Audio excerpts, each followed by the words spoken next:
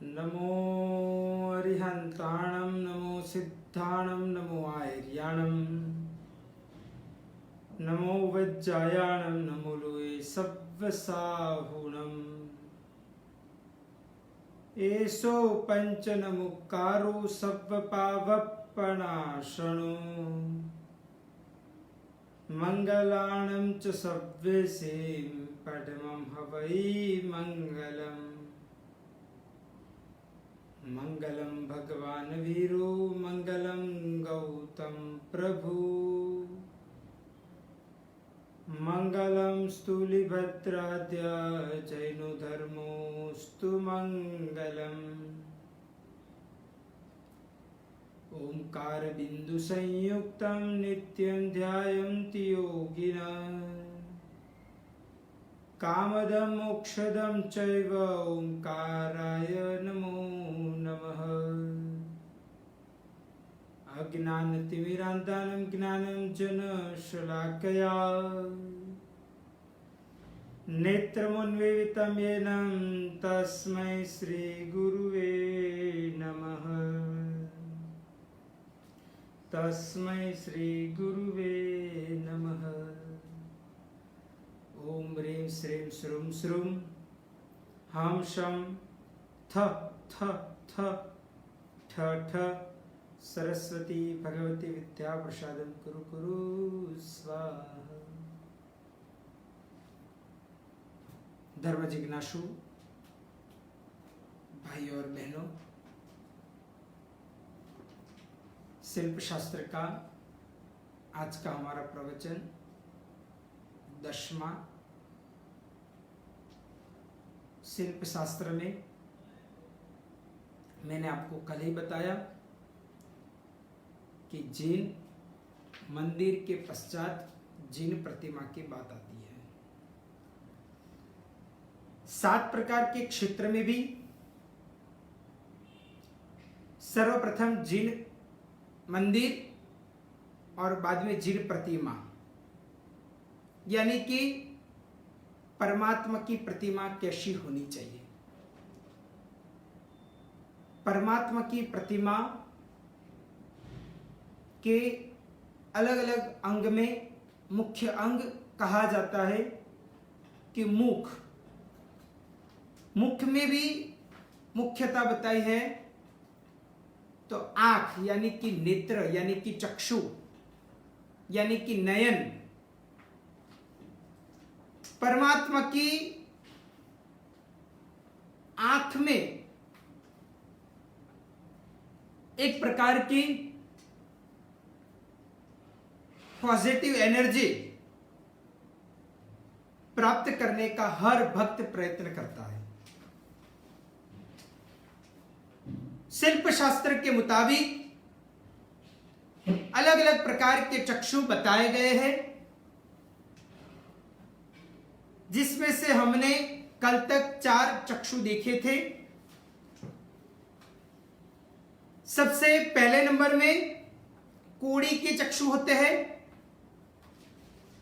दूसरे जो चक्षु आते हैं वो शुद्ध कांच के चक्षु होते हैं। तीसरे चक्षु है आर्टिफिशियल कृत्रिम तरीके के कांच के चक्षु। चौथे नंबर के अंदर है हीरे के चक्षु।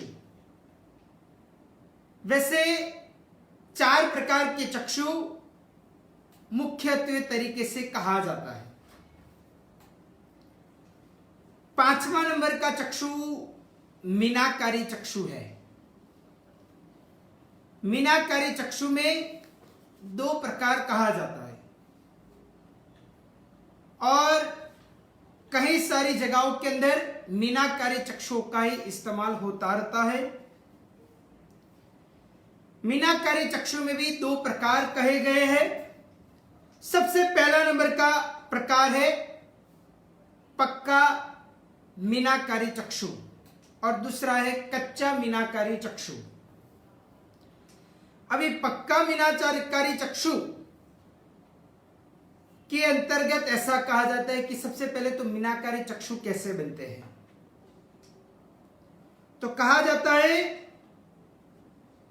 कि जो मीनू होता है वो मूलभूत स्वरूप में अलग अलग प्रकार के भिन्न भिन्न प्रकार के कांच के वो स्वरूप बोला जाता है। वो कांच के स्वरूपों को एक प्रकार से अलग अलग कलर के ऑक्साइड के साथ उसको अलग अलग तापमान के अंतर्गत गर्म किया जाता है और वो कांच के यानी कि अलग अलग कलर के जो कांच का एक चीज होता है उसको पिघाला जाता है। पिघालने के बाद उसको एक प्रकार से उसका पूरा चूरा किया जाता है, भुक्का किया जाता है और उसके पश्चात जो बरसात का पानी होता है उसमें उसको बारी बारी से घिसते हैं, उसको बारी बारी से साफ करते हैं और उसके द्वारा उसमें अधिक चमक आने का प्रयत्न होता है। उसके बाद उसको वापिस गर्म करते हुए एक कोई डाई के अंदर डालते हुए उसको चक्षु के आकार दिया जाता है और उसको पक्का मीनाकारी कहा जाता है। ये मीनाकारी चक्षु में चक्षु चांदी या तो फिर कोई तांबा आदि वगैरह के डाई के पीछे दोनों साइड मीना लगाया जाता है और दोनों साइड जो मीना लगाते हैं उसमें जो पीछे के साइड जो लगाते उसके द्वारा वो मीना मजबूताई पूर्वक रह सकता है। भाग्यशाली ओरिजिनल मीना है कि नहीं वो हम कैसे देख सकते हैं, तो उसके लिए कहा जाता है कि वो जो दो मीने के अलग अलग कांच जैसे जो टुकड़े होते मीने के उसको दोनों को एक दूसरे के साथ टच करते तो कहा जाता है कि बराबर उसमें से कांच जैसा आवाज आता है। दोनों मीने के टुकड़े को अगर एक दूसरे से टच करते हैं तो उसमें से कांच का जैसा आवाज आता है तो समझ लेना कि ये मीना सही बोला जाता है यानी कि ओरिजिनल है। और ये मीने का चमक भी अजब गजब का यानी कि कुछ अलग ही प्रकार का होता है, तो वो मीना एकदम ओरिजिनल असली बोला जाता है।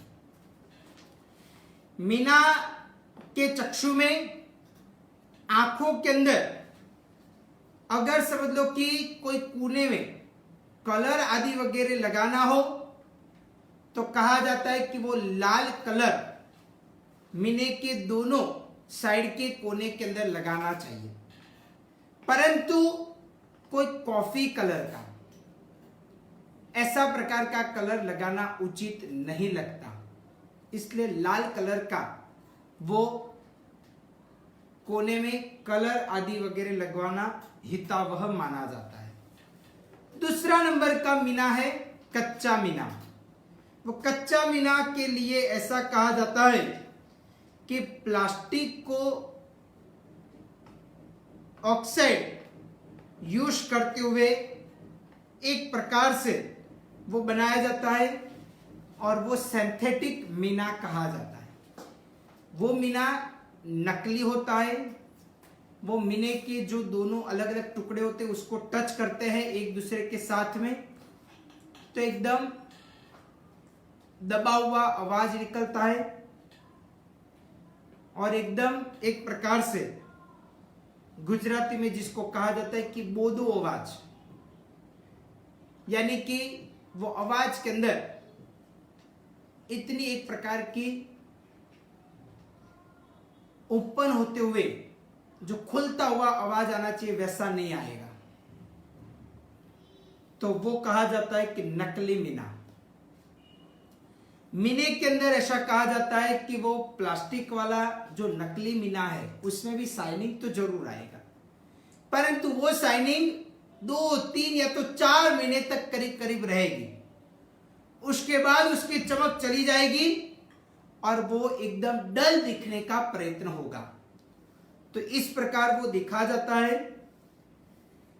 परंतु इसमें कहा जाता है कि कच्चा जो मीना होता है वो एकदम हल्का प्रकार का कहा जाता है। तो ऐसा प्रकार का मीना परमात्मा के आंखों के अंदर, चक्षु के रूप के अंदर कभी यूज नहीं करना चाहिए। अगर यूज करना है तो वो पक्का प्रकार का मीना आप यूज कर सकते हो। उसके बाद छठे नंबर के अंदर एक चक्षु आते हैं जिसका नाम है स्फटिक के चक्षु।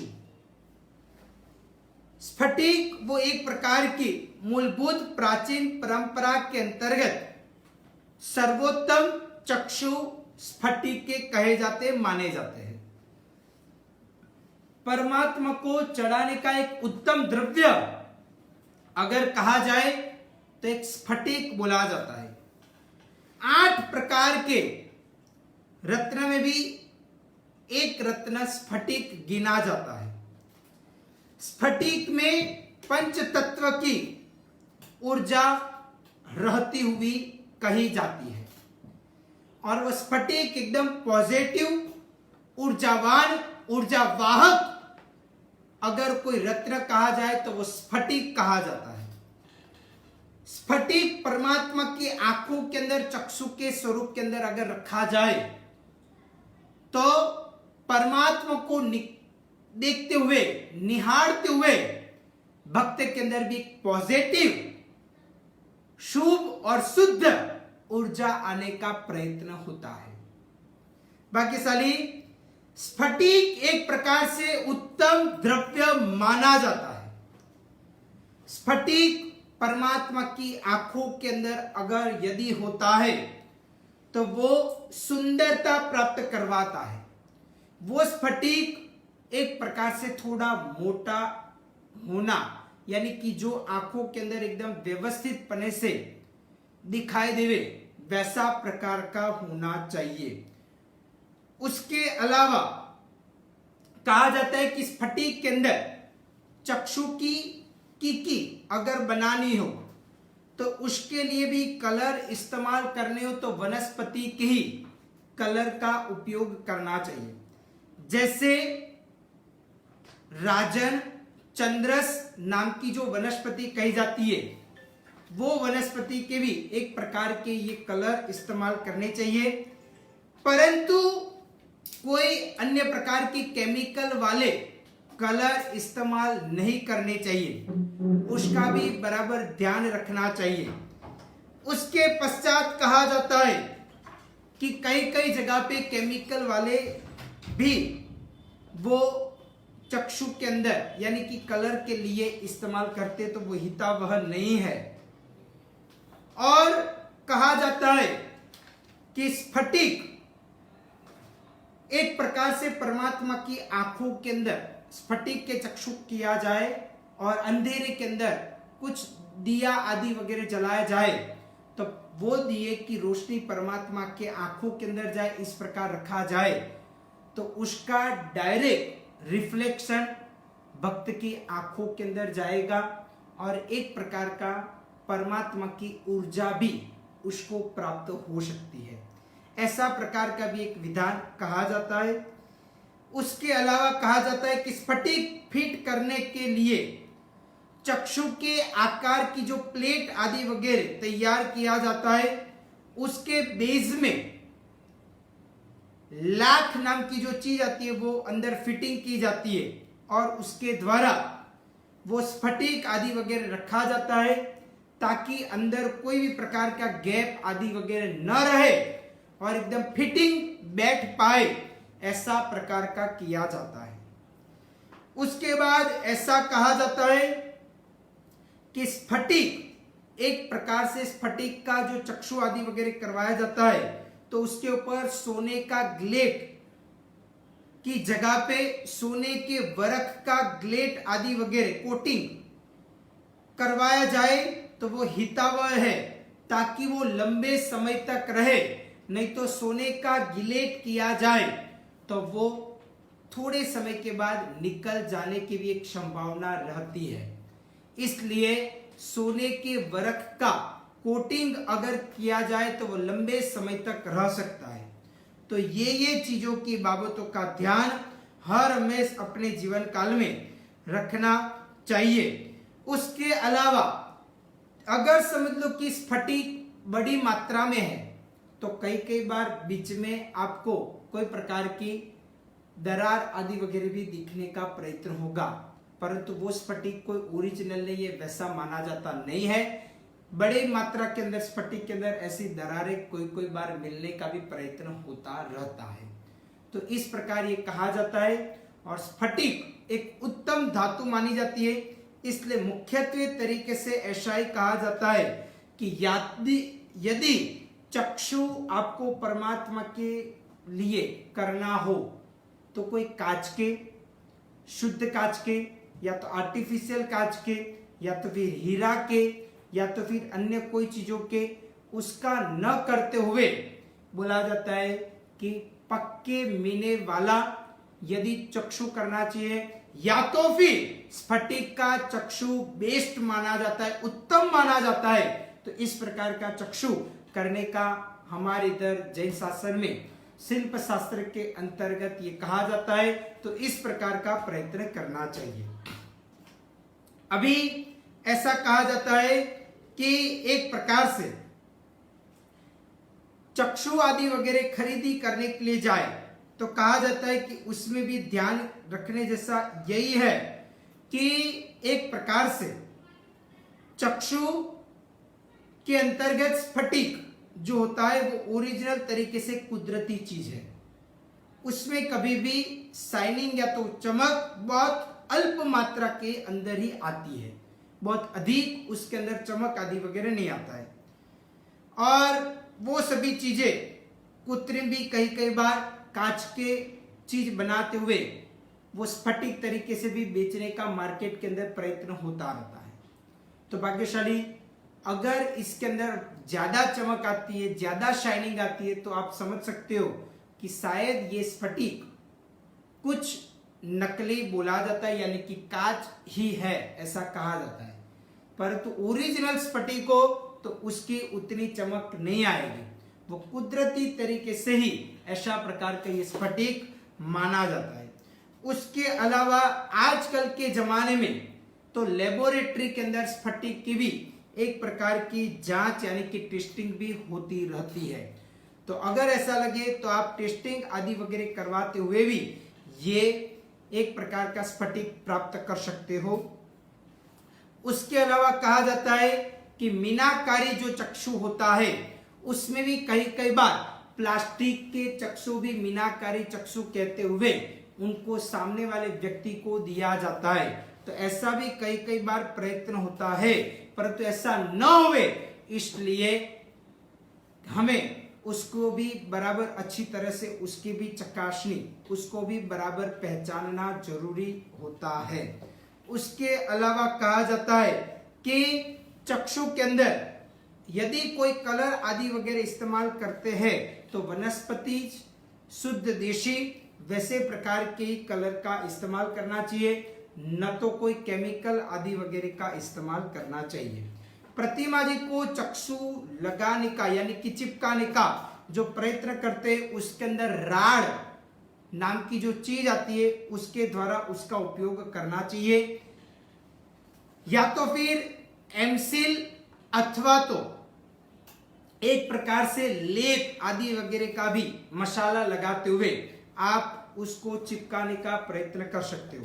परंतु कई जगह पे लोग एरेल डाइट या तो फिर एक प्रकार से फेविक्विक आदि वगैरह का इस्तेमाल करते हैं, और यदि ऐसा कोई इस्तेमाल किया तो ऐसा कहा जाता है कि वो ऐसा चिपक जाता है कि बाद में समझ लो कि जब निकलता है तो पत्थर की अंदर की जो कणियां होती है उसको भी साथ में लेते हुए निकलने का प्रयत्न होता है।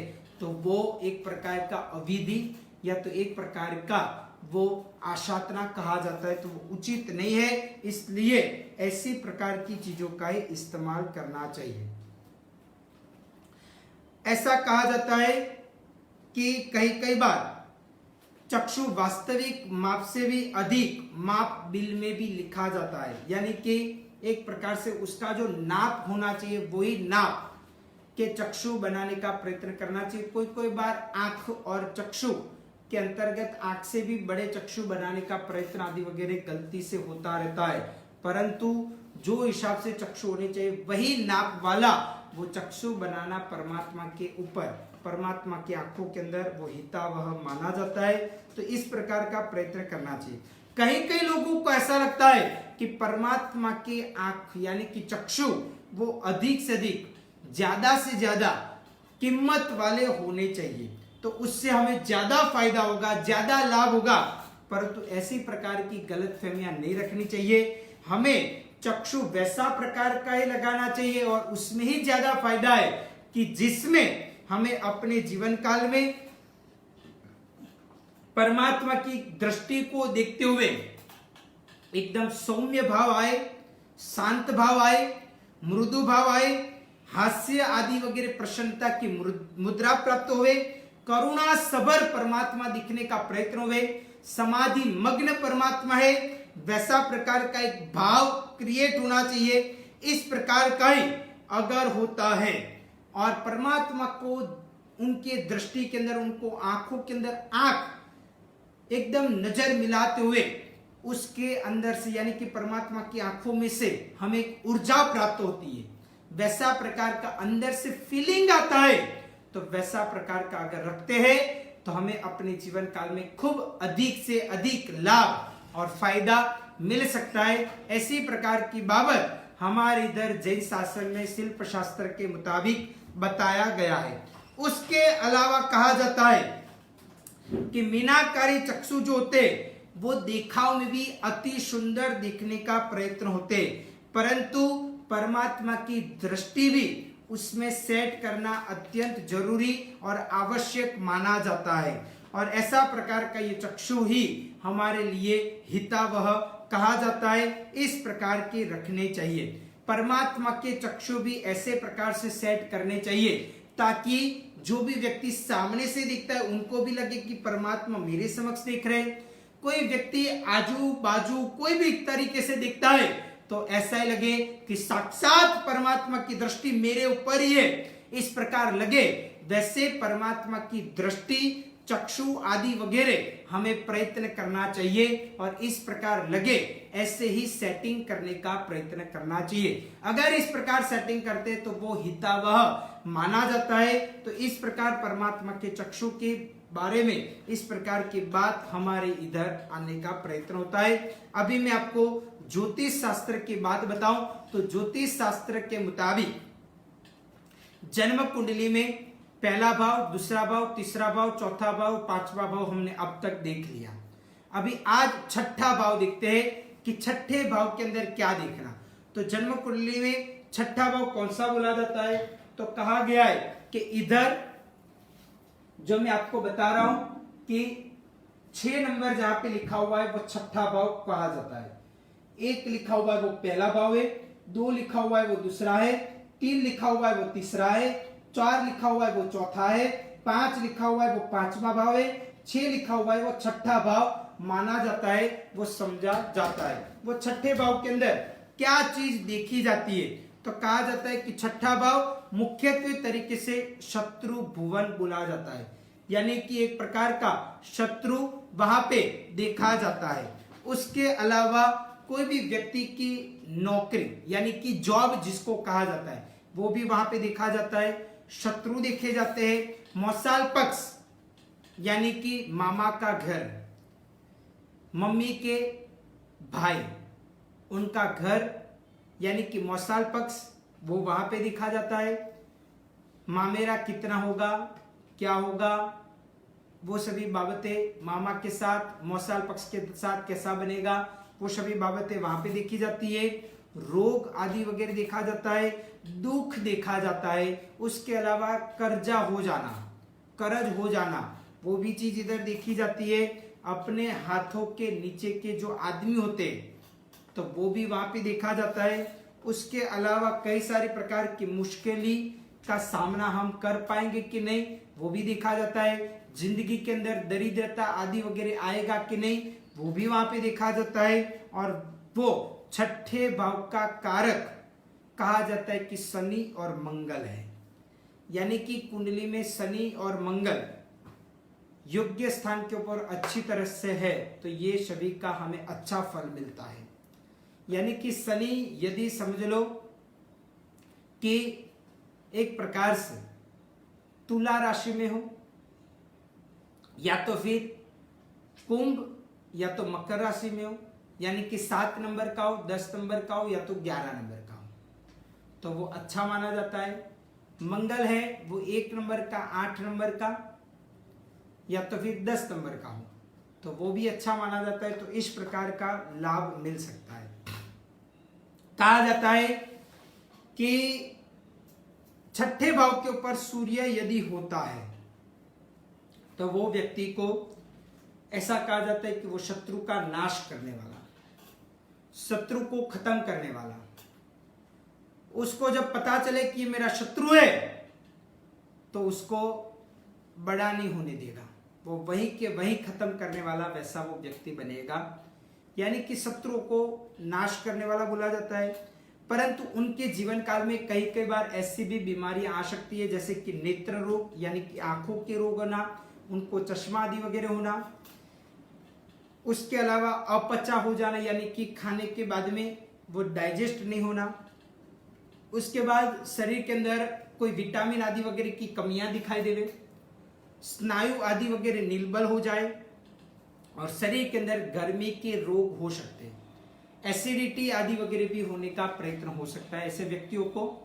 तो ऐसे व्यक्तियों को विशेष करके तला हुआ या तो फिर जो एक प्रकार का आचार वगैरह बोला जाता है या तो फिर एक प्रकार का तीखापन बोला जाता है, वैसी वैसी प्रकार की चीजों का परित्याग करना हितावह माना जाता है। तो सूर्य यदि छठे स्थान के ऊपर होता है तो उसका फलादेश यह है, यदि छठे स्थान के ऊपर चंद्र होता है तो उनके शत्रु शांत हो जाते हैं, यानी कि शत्रु उनका सामना, यानी कि शत्रु उनके सामने कोई सामना आदि वगैरह नहीं करेंगे, शांत हो जाएंगे। परंतु चंद्र होते हैं तो कई बार जीवन में हृदय रोग हो जाना, कब्जियत होना, फिर आंतके रोग होना, गैस आदि वगैरह हो जाना और ठंडी के जो भी प्रकार के रोग माने जाते हैं जैसे कि सर्दी होती है, छींक आदि वगैरह आना, कफ हो जाना, वैसी वैसी प्रकार की चीजें उसके जीवन काल के अंदर चलती रहती है। कई बार बुखार भी आ जाना, वैसी प्रकार की चीज उनके जीवन काल में सामान्य तरीके से दिखाई देता है। उसके बाद यदि समझ लो कि मंगल है छठे भाव के ऊपर तो उनके जीवन काल में हृदय का रोग आ सकता है। उसके अलावा वो मंगल वाला व्यक्ति भी, छठे स्थान के ऊपर मंगल है, सूर्य है, शनि है, राहु और केतु है, वैसे वैसे प्रकार की ये जो ग्रह है वो छठे स्थान के ऊपर उत्तम माने जाते, अच्छे माने जाते हैं। तो मंगल यदि छठे स्थान के ऊपर है वो तो शत्रु का नाश करने वाला बोला जाएगा, शत्रु से भी जीत प्राप्त करेगा, शत्रु को हराने वाला वो व्यक्ति बन पाएगा, वैसा वो बन सकता है। परंतु उसके भी जीवन काल के अंदर गर्मी कारक रोग बन सकते हैं, उसको भी शरीर में पीत होना, एसिडिटी हो जाना, कई बार तीखे डकार आना या तो फिर एक प्रकार से जो अच्छा न लगे वैसा प्रकार का स्वाद वाला डकार आना, वैसी प्रक्रिया भी बन सकती है। छठे भुवन के अंदर यदि बुध होता है तो कहा जाता है कि वैसे व्यक्तियों को स्नायु निर्बल होता है, कई बार उनके जीवन काल के अंदर बहुत चिंताएं सताई रहती है, नबलाई आती है, मानसिक तरीके से वो दुर्बल बन जाता है, वैसा भी बन सकता है। यदि छठे भाव के ऊपर गुरु होता है तो चर्म रोग हो सकता है, खुजली आदि वगैरह शरीर के अंदर बहुत आना, गैस आदि वगैरह हो जाना, रक्त दोष आदि वगैरह होना, वैसी प्रक्रिया आ सकती है। पित्त का प्रकोप आदि वगैरह होना कि बारी बारी से पित्त हो जाना। कई लोगों को ऐसा होता है कि जिस दिन तपस्या करते, उपवास करते हैं या तो फिर आंबेल आदि वगैरह जैसे कोई तपस्या करते तो शरीर के अंदर पित्त हो जाती है। और कई कई लोगों को आंबेल के दूसरे दिन, पारने के दिन भी पित्त हो जाती है। तो ऐसा प्रकार का प्रयत्न हो सकता है। यदि छठे भुवन के अंदर शुक्र होता है तो उनको फेफड़े के रोग आ सकते हैं, फेफड़े संबंधी रोग आ सकते हैं, छाती के अंदर कोई कमियां आदि वगैरह आ सकती है, शरीर आदि वगैरह भी निर्बल रहने का प्रयत्न हो सकता है। कोई कोई बार शरीर टूटने की भी प्रक्रिया उनके जीवन काल के अंदर दिखाई देती है। तो ये सभी प्रक्रिया सहज उनके जीवन काल के अंदर आ सकती है। यदि छठे भुवन के ऊपर शनि है तो ऐसा कहा जाता है कि वो व्यक्ति शत्रुओं से जीत प्राप्त करेगा, जीत हासिल करेगा। वो सीधी अंगुली से जो शत्रु दूर होता है तो ठीक है, नहीं तो टेढ़ी अंगुली से भी शत्रु को दूर करेगा। कैसे भी करते हुए शत्रु को नाश करने वाला, शत्रु को दूर करने वाला, शत्रु को खत्म करने वाला। और ऐसा कई कई बार होता है कि शत्रु भी ऐसे प्रकार के जिनके जन्म कुंडली में छठे भाव में शनि होता है तो शत्रु भी उनसे डरते हैं, दूर भागते हैं। ऐसा भी कई कई बार दिखाई देता है। शनि के कारण शरीर के अंदर क्षीणता, यानी कि वो व्यक्ति का कभी शरीर ही नहीं बन सकता है। कितना भी भोजन करे, कुछ भी करे, परंतु वो दिन प्रतिदिन दुबला पतला ही रहता है, वैसा भी बन सकता है। कई कई बार उनके जीवन काल के अंदर अंध रोग होता है, यानी कि आंखों के अंदर कई कई बार अंधापा आ जाना, वैसा भी बन सकता है। हृदय की कमजोरी भी आ सकती है। खून की कई कई बार उणप यानी कि खामियां दिखाई देती है। नाक और कान के पीड़ा आदि वगैरह भी हो सकता है। तो वैसे प्रकार का कहा जाता है। उसके अलावा कहा जाता है कि राहु यदि छठे भाव के ऊपर होता है तो वो अच्छा वो माना जाता है, और केतु भी छठे भाव के ऊपर अच्छा माना जाता है। तो इस प्रकार की बात छठे भुवन की हमने अभी इधर देखी। अभी भाग्यशाली आज हुआ गुरुवार, कल शुक्रवार और परसों शनिवार, ये 2 दिन हमारा ये प्रवचन लाइव प्रवचन नहीं होगा। डायरेक्ट रविवार के दिन सुबह प्रातः 10 बजे पिंडवाड़ा के पनौते पुत्र जिन्होंने शासन को बहुत बड़ी भेंट दी है, एक प्रकार से पूरे भारतवर्ष में हर एक गांव, शहर, हर एक संघ में प्रेम सुरेश्वर जी महाराज साहिब के प्रत्यक्ष तो परोक्ष उपकार रहा है। ऐसे प्रेम सुरेश्वर जी महाराज साहिब की रविवार के दिन, गुरु पूर्णिमा के दिन उनकी गुणानुवाद का भव्य आयोजन हमारे यही फेसबुक पेज के माध्यम से किया गया है। और सुबह में 10 बजे रविवार के दिन हम मिलेंगे,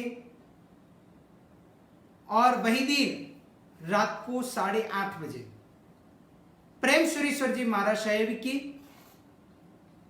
एनिमेशन फिल्म भी आपको दिखाया जाएगा।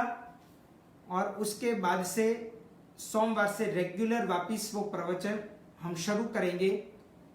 तो भाग्यशाली आज इधर तक रखते हैं। वितराग की आज्ञा विरुद्ध कुछ भी बुलाओ तो मिच्छामि दुक्कडम।